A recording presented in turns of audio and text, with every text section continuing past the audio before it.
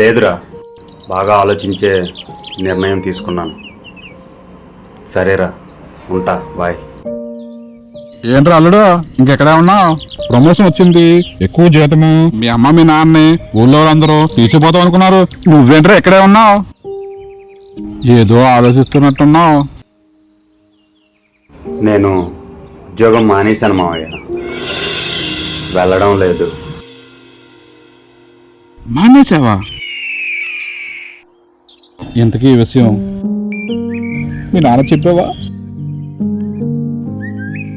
నాన్న నాతో మాట్లాడిన తర్వాతే ఈ నిర్ణయం తీసుకున్నాను. ఇంతకీ మీ నాన్న ఏం మాట్లాడాడ్రా?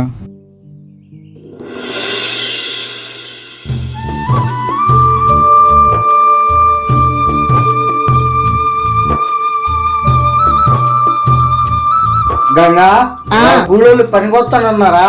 వస్తానన్నారయ్యా. కానీ అలాగయ్యా.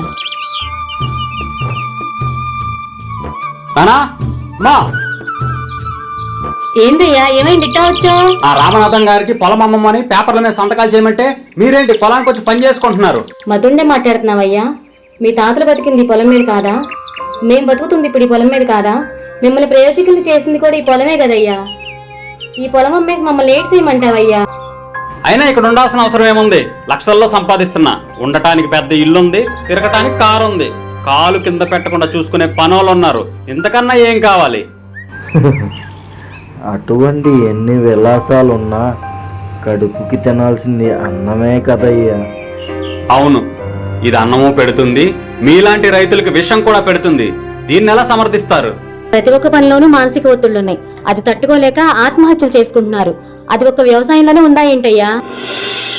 అమ్మా, ప్రతి పనిలో ఆందోళన వేరు, వ్యవసాయంలో అడుగడుగున పడే ఆందోళన వేరు. ఒక విత్తనం కొనాలంటే అది మంచియా కల్తీయా, ఒక ఎరువులు కొనాలంటే అవి మంచియా కల్తీయా, చివరికి అర్ధరేతులు లేసి మోటార్లు వేసి చివరి వరకు నీళ్ళు అందాయో లేదని పడే ఆందోళన వేరు. ఇంత కష్టపడి పంట చేతికి వచ్చే టయానికి ఎవడో దళారి వచ్చి దీనికి గిట్టుబాటు ధర లేదు, ఇంతే ఇస్తామంటే ఏం చెయ్యాలో తెలియని దిక్కుతోతని స్థితిలో ఉండే మీరు వ్యవసాయం చేయడం అవసరమా? నీకు నమ్మలే నిజం చెప్పనా నాన్న, మన దేశ రైతుల కృషి నేడు ప్రపంచ దేశాలకు తిండి పెడుతుంది. కానీ మీలాంటి రైతులకి తగిన ఫలితం వస్తుందా? ఇసువంటే నువ్వు 100 చెప్పినా రైతనేవాడు 10 మందికి అన్నం పెట్టేటోడే గాని మోసం చేసేటోడు కాదు కదయ్యా. అయినా ఏముందయ్యా బురదలో బురదలో బురదలో బురదలో? మా బోటి రైతుల 10 ఏళ్ళు ఈ బురదలోకి పోతేనే మీ బోటోళ్ళు 5 ఏళ్ళు నోటిదాకా చేరతాయ్యా. అయినా ఎంత చదువుకున్న మీ బోటోళ్ళు వ్యవసాయంలో మార్పులు తేడానికి ప్రయత్నం చేయాలి కానీ వ్యవసాయాన్ని మాన్పించడానికి ప్రయత్నం చేస్తారేందయ్యా? నా చిన్నతనం నుండి చూస్తున్నాను మావయ్య, ఏ ఒక్క రైతు బాగుపడినట్టు చూడలేదు. ఒక ఉద్యోగం చేసేవాడికి ఉద్యోగం పోతే ఇంకో ఉద్యోగం వెతుక్కుంటాడు. ఒక వ్యాపారస్తుడికి ఆ వ్యాపారం నష్టం వస్తే ఇంకో వ్యాపారం చేస్తాడు. కానీ ఒక రైతు మాత్రం ఆ వ్యవసాయం వదిలి రాడు.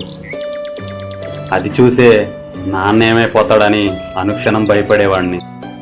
అందుకే అమ్మా నాన్నల్ని ఆ వ్యవసాయంకి ఈ నేలకి దూరంగా తీసుకెళ్ళిపోదాం అనుకున్నా.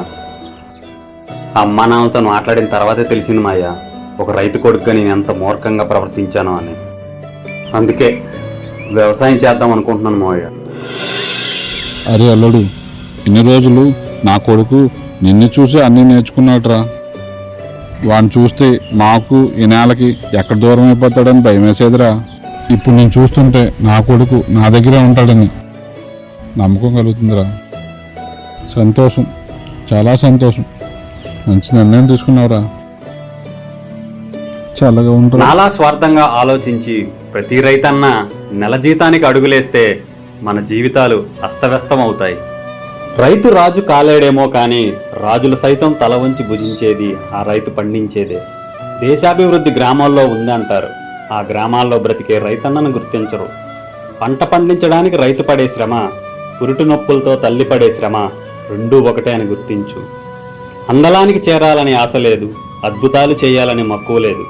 సాటి మనిషి ఆకలి తీర్చడమే రైతన్న సంకేతం. నా ఈ చిన్న కథ మీ ఆలోచనల్లో మార్పు తీసుకొస్తుందని ఆశిస్తున్నా. జై కిసాన్, జై కిసాన్.